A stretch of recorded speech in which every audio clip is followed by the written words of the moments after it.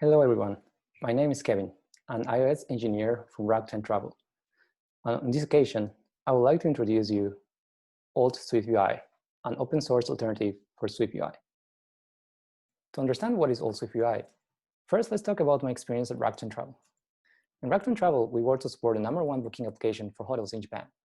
But this application is very old, so sometime back, we started to build the next generation platform for travelers from scratch.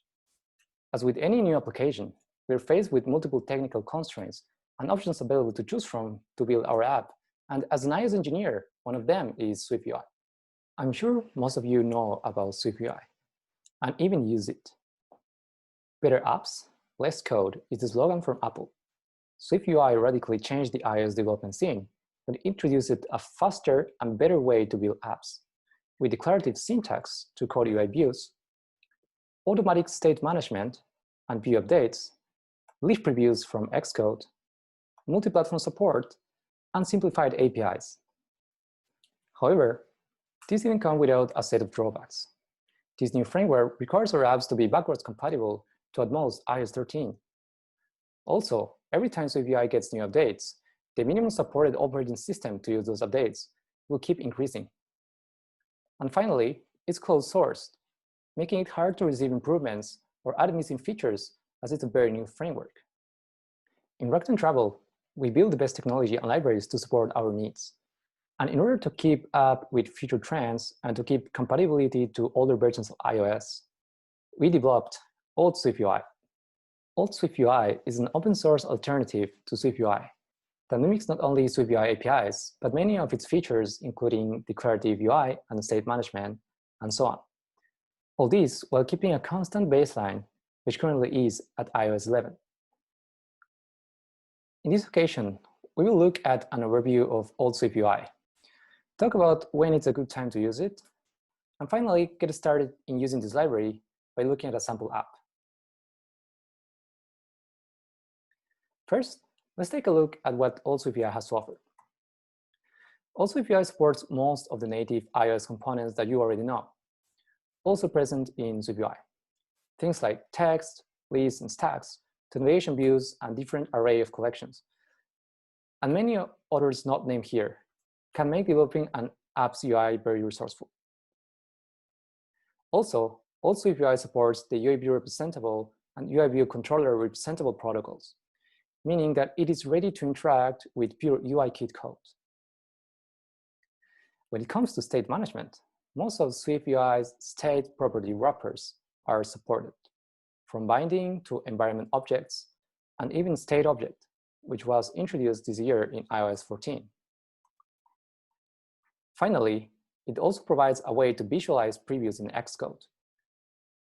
Currently, the library has support for only iOS and iPad, the most popular platforms, but it has the potential to expand. When it comes to compatibility, as I mentioned before, you're able to use all of these starting from iOS 11. And even as new features release and are added to this library, the minimum iOS version will remain the same.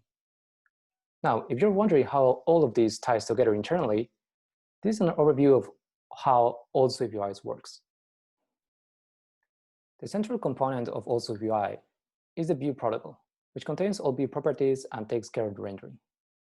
Other key components are the view store, state-related properties, the resulting UI view, and a view binder that acts as an identifier for the relationship between the view and the UI view. When a view is instantiated and customized, all modifiers are stored in the view store. Once the view starts its rendering process, it will start by creating a view binder, which will be later updated with the resulting UI view. Then, its body computer property will be executed, instantiating children, views, and accessing any state-related properties. When state-related properties are read, they will register their own observer to the views binder for notifying any changes in the state value. Finally, when the view finishes rendering each of its children, it will group them together and create a UI view hierarchy. For the view update process, the flow starts when a state's value is changed. The state will send a notification to any subscribed view binders, which will in turn requests its view to update the corresponding UI view on its children. Next, let's move on when to use this library. You may be wondering in which cases it may be worth to use AltSwiftUI. Beyond the obvious case of requiring more backwards compatibility, there are some other scenarios that are worth exploring that also motivated us to use this library.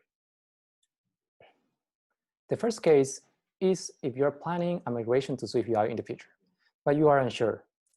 In this case, using AltSwiftUI can be a good alternative as it shares almost the same syntax as SwiftUI, making it very simple to migrate the codebase later in both ways. Another case is the one of sharing knowledge. For the same reason of having similar APIs, SwiftUI tutorials and knowledge will also help you build AltSwiftUI apps and vice versa. Also worth mentioning, because of the open source nature of AltSwiftUI, it's possible to contribute improvements or even new ideas. One example is if there is a UIKit functionality not yet supported. As for the final point of our presentation, we will get you started on the key points of using this library by taking a look at the sample application. For getting started, let's talk about Ramen. I'm sure most people like Ramen. The sample app will be an extremely simple ramen order app, capable of ordering ramen and show the status and finally canceling it. To understand the main differences between writing code in AltSwiftUI and SwiftUI, let's take a look at the root view of our application, which will contain a list of ramens in our shop. The key differences between AltSwiftUI and SwiftUI are basically only two, and they are present in the view. As you will notice in the example code, the first one of them is that the view must contain a view store, which will be used to contain all the modifiers that the view receives. And the second one is when you see at the body. We want to use opaque return types because it's only available in iOS 13. So the body won't return some view. Instead, it will return a concrete view protocol. Now, in order to support AltSwiftUI view hierarchy, you must go to your app delegate or either scene delegate. Here, when you create a window, you must create a UI hosting controller, which will host the root view that we previously created. Next, in order to display all the ramen information, we will create a ramen model. As you see here, the ramen model conforms to the observable object protocol, which will let it have its properties observed by the view. And then the ramen list uses the published property wrapper so that when the values in the ramen list changes, the observable object will send a notification to the view. Now, let's go back to our root view. First, to support the ramen model, we will create a state object that will instantiate a ramen model. And for populating the view, first, we will create a scroll view with a V stack. This vertical stack first will contain an image with the logo of our restaurant, and then a collection of cells which will describe each ramen that we are currently serving. Finally, we can use the onAppear method to load all the ramen in our model. Let's take a look at the ramen cell. In order to create the ramen cell, the first thing we do is create an edge stack. The horizontal stack will contain three values. First is the score of ramen, then a text with the name, finally a spacer to separate the name and the price, and the text with the price. As you notice, the spacer will push the price all the way to the right. And this is the result of all the code we have written so far. You can see the ramen icon and a list of all the ramen we offer. Now, let's go into creating the ramen detail. For the ramen detail, the first thing we will do is add a navigation title. This navigation bar title will contain the name of the ramen we are looking at. This ramen detail will also contain a text with the price and a button that will let us order this particular ramen. We also want to know when a ramen has been ordered, and we want to pass this information back to the root view. In order to do this, we need to create a binding called ramen in order. This binding will be passed from the parent view, and once the order button is pressed, we will set the value of this binding to true. This will let the parent view know that the ramen has been ordered, and this will update the state of the parent view accordingly. Then let's look at navigation. From the detail view, we want to be able to navigate back once the order button is pressed. For this, we create an environment property wrapper with presentation mode. Presentation mode is already provided by the system, so there's no need to instantiate it. And then again, in the button, we will call the dismiss method of presentation mode. Finally, from the list, we want to navigate to the detail. So in order to do this, we can create a navigation view, which will encapsulate all the previous views we created, in this case, the scroll view. Then, in order for the detail to appear every time we select a cell, we will encapsulate the ramen cell in a navigation link. This navigation link, we have a destination to the ramen detail view we previously created. Finally, we will also add a navigation bar title to our list view called My Ramen Store. And now we can see the results. We can select a ramen, click order, and it will go back. So navigation is complete.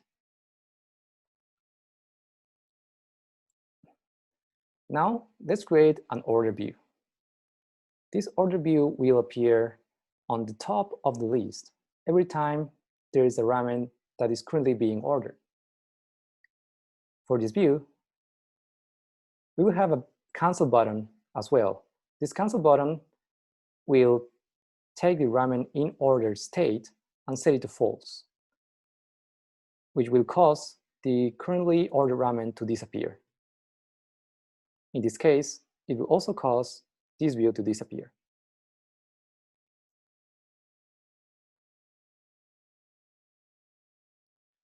For the canceling of the ramen, we want the view to also disappear with an animation. So we can encapsulate the ramen in order equals false instruction in a with animation closure, like this. Finally, in the list, we add an optional view inside the B stack. The if condition will check the status of the state we previously created, the ramen in order. Every time it's true, the views inside the if will be rendered. In this case, the ramen in order view we created will be rendered with a transition of type opacity. It means this view will fade in and out every time it's created. Let's look at the results. We can create an order, and the view appears. When we cancel, it will play the animations and the transitions. For the final part of our sample app, let's give a nice effect to our ramen icon. In order to do this every time the scroll changes, we need to observe changes in the scroll content offset. And in order to do this, first, let's create a state that will store the offset of the scroll. And then, with the content offset modifier, we can tell the scroll view to let this binding know every time there are changes in the content offset. Now that we have this information, we want the ramen icon to scale based on this offset. First, let's define how much should scale. So for every 200 points, it will scale to 100%. Then we add the scale effect modifier in our image view, which will use this to grow in size every time the scroll content offset changes. Finally, because the Ramen icon is inside the scroll view, it will also scroll together with the rest of the content. However, for this effect, we don't want the Ramen icon to scroll down. Instead, we want it to keep its original position. In order to do this, we need to use an offset. This offset needs to be based on the actual size of the image view. However, because we are not setting an explicit frame to our image, and we're actually using it as is from the resource, in order to get this information, we need to use a geometry listener, which will give us, in turn, a geometry proxy object. The geometry proxy needs to be stored in a state in the same view. Then, we use the geometry listener modifier in the image view to tell the image view to let us know every time its frame changes.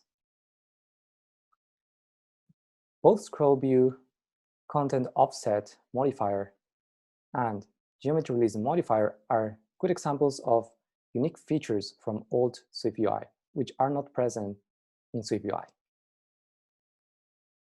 With this, we have our effect complete.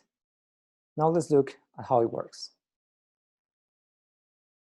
You can see the image is scaling and keeping its position nicely. To finish, let's take a look at some considerations for using this library. Even though the APIs are very similar, there are some differences with SwiftUI. Either some features are not yet supported, or AltSwiftUI has added some features that SwiftUI doesn't support. For more information, you can visit the documentation. Other two considerations are how to work with stacks and multiple line text in particular scenarios. The reason for this is because AltSwiftUI is built on top of UIKit. So the same considerations we have for working with UIKit, we need to take here when working with multi-line text. And finally, there is the introduction of high-performance unique functions that AltSwiftUI contains. For more information, please also look at the repository's README.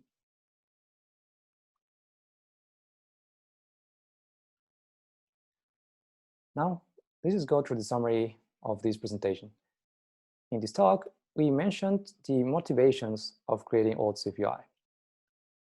Then, we went through the features that the library has to offer. We took a high-level look at its internal design, explained when it's good to use it, then went through a sample app to learn how to use the library. And finally, we list some important considerations. This was introducing AltSwiftUI. Thank you, everyone, for keeping up until the end of this presentation. We will host a Zoom session after this where you can ask any questions. So please look at the slide for the link, and please join us. Thank you.